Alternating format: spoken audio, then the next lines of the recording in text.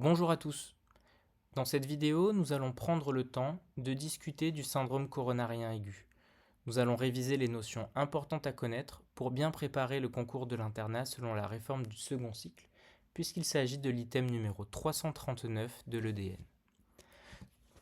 Nous allons commencer par quelques rappels de base avant d'entrer dans le vif du sujet. Il faut bien se rappeler que devant toute douleur thoracique, il faut évoquer en priorité un infarctus du myocarde.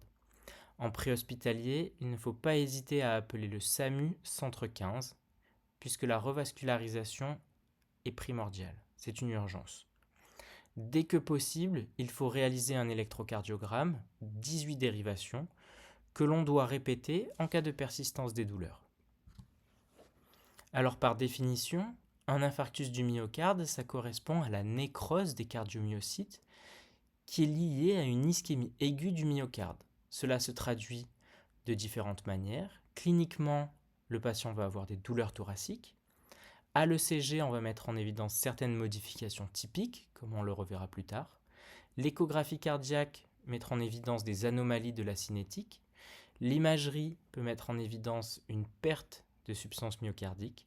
La coronarographie va objectiver un thrombus dans une artère coronaire, alors que la biologie pourra mettre en évidence une élévation de la troponinémie et une élévation de la créatine phosphokinase ou CPK.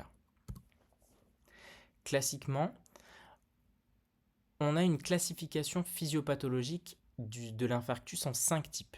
Le type 1, de loin le plus fréquent, c'est la plaque athéromateuse qui va s'ulcérer, entraînant un thrombus, générant une occlusion partielle ou complète d'une coronaire. Le type 2, c'est un déséquilibre entre les besoins et les apports en oxygène au myocarde, en cas de situation d'anémie, d'hypoxie ou d'état de choc par exemple. Le type 3, c'est un infarctus compliqué de mort subite. Le type 4, un infarctus secondaire à une angioplastie coronaire. Et le type 5, un infarctus faisant suite à un pontage aortocoronarien. Discutons maintenant des examens complémentaires en cas de suspicion d'infarctus. On a le choix généralement entre la coronarographie et le coroscanner. Il faut bien préciser que la coronarographie a un intérêt à la fois diagnostique pour visualiser les lésions, mais surtout un intérêt thérapeutique puisqu'elle va permettre d'effectuer une revascularisation par angioplastie au ballon, plus ou moins stenting. En revanche, le coroscanner n'a qu'un intérêt diagnostique uniquement, et on reverra l'intérêt de ces deux examens.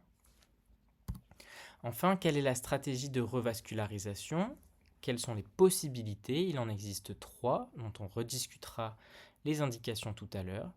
On va avoir la thrombolyse, qui est l'injection intraveineuse d'un médicament fibrinolytique afin de détruire le caillot.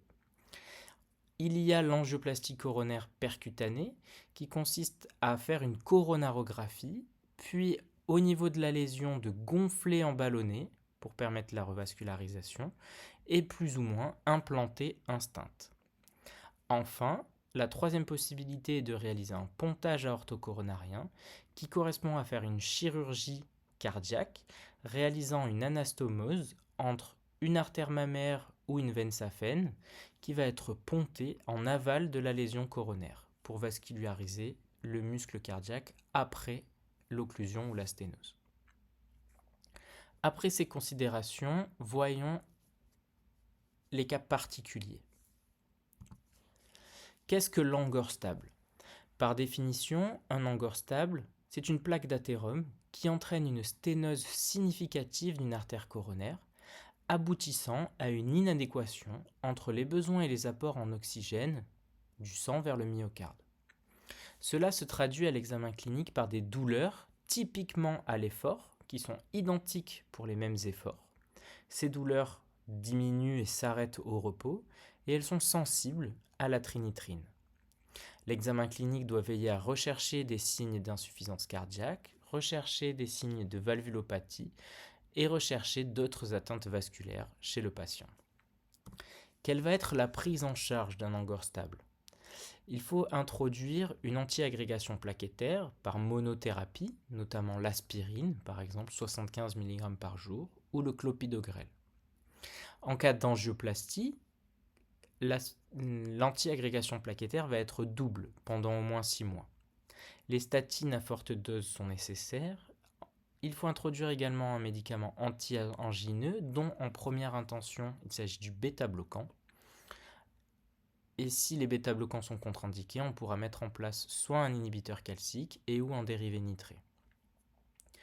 Chez un angor stable, on va discuter du coup l'examen complémentaire qui est soit le coroscanner, plutôt chez un sujet jeune qui a une faible probabilité de lésion à traiter, soit la coronarographie qui pourra mettre en évidence du coup des lésions et les traiter en même temps. On va ensuite discuter la stratégie soit plutôt conservative, traitement médicamenteux seul, soit un traitement plus invasif de revascularisation par la coronarographie ou par le pontage. Et cette discussion doit se faire selon le terrain du patient, selon le retentissement clinique, selon les lésions qui sont objectivées au niveau des coronaires et selon l'évolution de ces lésions et du patient sous traitement médicamenteux. Il faut également être attentif à traiter les facteurs de risque cardiovasculaire, éduquer le patient pour qu'il prenne bien ses médicaments, pour qu'il suive un régime alimentaire plutôt méditerranéen et qu'il soit suivi de manière régulière par son médecin traitant et son cardiologue. Et évidemment, cette pathologie qui est l'angor stable est prise en charge à 100% par la sécurité sociale. Passons maintenant au syndrome coronarien aigu, les SCA. Il représente plus de 80 000 patients en France. Cliniquement, on constate typique une douleur angineuse récente d'apparition au repos.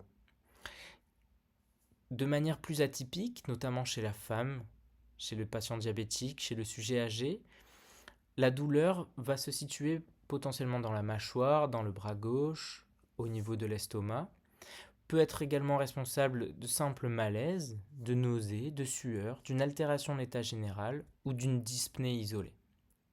Il faut être attentif à la réalisation d'un ECG, et cet ECG pourra mettre en évidence soit un syndrome coronaire aigu avec sus-décalage du segment ST, donc SCA-ST+, qui va signer une occlusion coronaire complète. Il faut savoir qu'en cas de bloc de branche gauche de novo, qui n'existait pas antérieurement, cela a la même valeur électrocardiographique qu'un sus-décalage du segment ST. Et s'il n'y a pas de sus-décalage permanent de ce segment ST, on parle alors de syndrome coronaire aigu ST-. C'est tous les autres cas, y compris les ECG normales, et cela peut signer une occlusion coronaire partielle. Alors cliniquement, en cas de syndrome coronaire aigu avec sus-décalage du segment ST, les patients vont classiquement décrire une douleur médiothoracique, rétrosternale, constrictive, intense, qui peut irradier dans la mâchoire inférieure ou le bras gauche, qui survient brutalement, généralement au repos, qui dure de plus de 20 minutes et qui résiste à la trinitrine. Les signes de gravité sont tous les retentissements hémodynamiques, les signes d'insuffisance cardiaque aiguë, gauche, droite ou globale, les troubles de la conduction de haut degré, les troubles du rythme ventriculaire et toutes les complications mécaniques à type de communication interventriculaire, insuffisance mitrale par rupture de pilier, d'état de choc cardiogénique, voire même d'arrêt cardio-respiratoire. Alors il faut réaliser au plus vite un ECG. Le CG typique peut mettre en évidence des grandes ondes T, amples, symétriques, qui sont les ondes de Pardy, avec un sus-décalage du segment ST dans 2 dérivations contiguës. On pourra, surtout à terme, mettre en évidence des ondes Q de nécrose. Et ces anomalies sont typiquement en miroir, c'est-à-dire qu'on pourra voir un sous-décalage dans les dérivations des territoires opposés. Selon les dérivations électrocardiographiques concernées, on pourra identifier le territoire cardiaque concerné par l'ischémie. Cela est à savoir quasiment par cœur. Si la prise en charge est extra-hospitalière du syndrome coronarien aigu avec un sus-décalage du segment ST, alors il faudra réaliser un transfert extrêmement rapide vers un centre de cathétérisme pour réaliser la coronarographie. Il faut conditionner le patient idéalement avec 2 voies veineuses de bon calibre et mettre une oxygénothérapie au moins aux lunettes si besoin.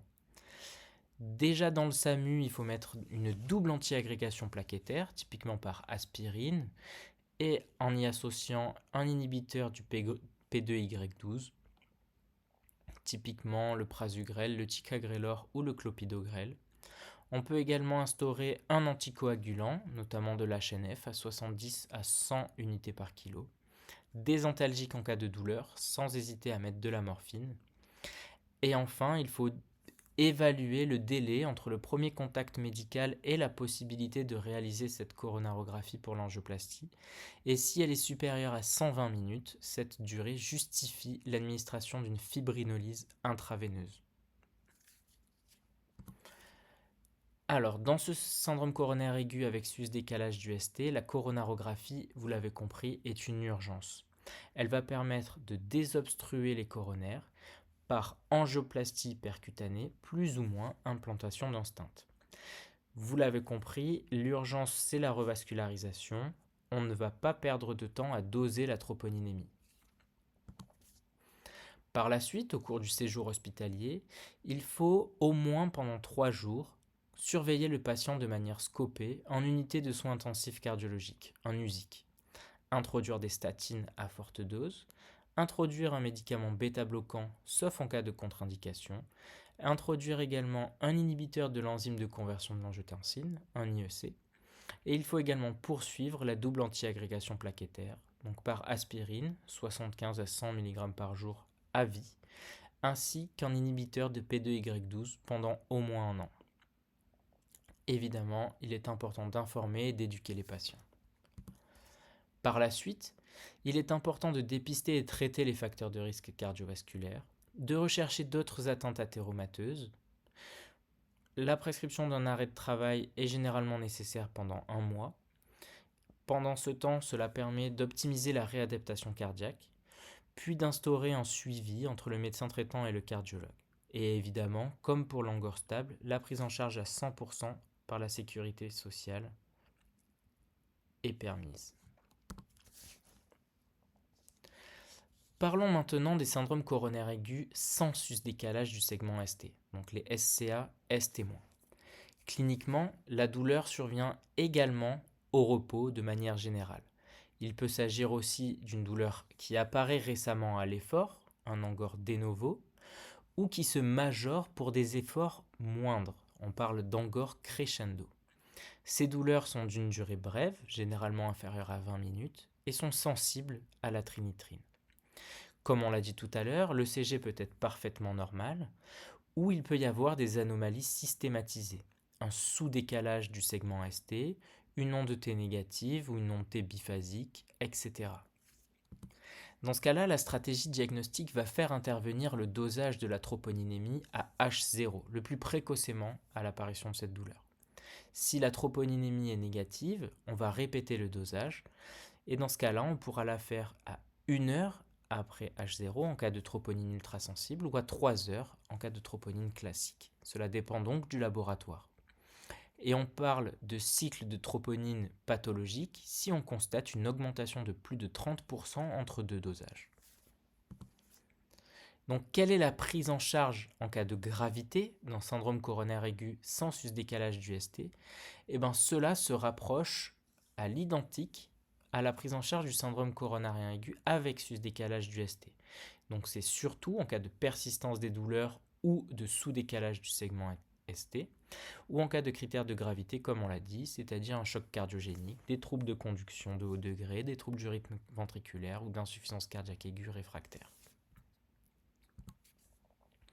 S'il n'y a pas de critères de gravité, en extra-hospitalier, il faut mettre en place un antiagrégant plaquettaire, typiquement l'aspirine à 250 mg en intraveineux, avec un anticoagulant, comme l'HNF 70 à 100 unités kilo. Hospitaliser le malade en unité de soins intensifs cardiologiques pour une surveillance scopée, introduire des bêta-bloquants, un IEC et des statines. La coronarographie doit être réalisée dans les 24 à 48 heures et elle va permettre de réaliser ou de discuter une angioplastie percutanée plus ou moins post de stent ou la chirurgie de pontage aortocoronarien. Dans un deuxième temps, le deuxième antiagrégation plaquettaire peut être instauré en fonction des lésions coronaires constatées, avec une durée de 1 an au minimum, puis une monothérapie d'antiagrégation plaquettaire à vie est nécessaire. L'arrêt de travail dans ce cas doit durer 1 à 2 semaines.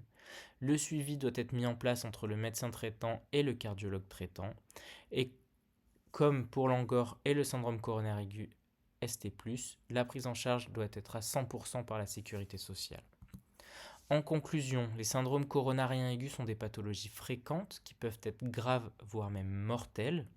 Le diagnostic doit se faire de manière le plus précoce possible et on doit l'évoquer devant toute douleur angineuse. Il ne faut pas passer à côté. En cas de suspicion en milieu extra-hospitalier, il faut contacter au plus vite le SAMU Centre 15. L'examen complémentaire en urgence, c'est la coronarographie. On doit revasculariser le plus précocement possible les sténoses et les occlusions. Cela passe par une stratégie bien codifiée selon la situation qui peut faire intervenir soit la fibrinolyse, soit l'angioplastie coronaire percutanée avec pose de stent ou sans, soit la stratégie chirurgicale de pontage aortocoronarien. Les autres traitements cardioprotecteurs font intégrer les anti-agrégations plaquettaires, les anticoagulants, les bêta-bloquants, les IEC, les statines, la prise en charge d'autres atteintes athéromateuses et la prise en charge des facteurs de risque cardiovasculaire. À la suite de ça, il faut mettre en place un suivi médical régulier par le médecin traitant et le cardiologue. Et il ne faut pas oublier qu'il s'agit d'une prise en charge à 100% par la sécurité sociale. Bon courage à tous!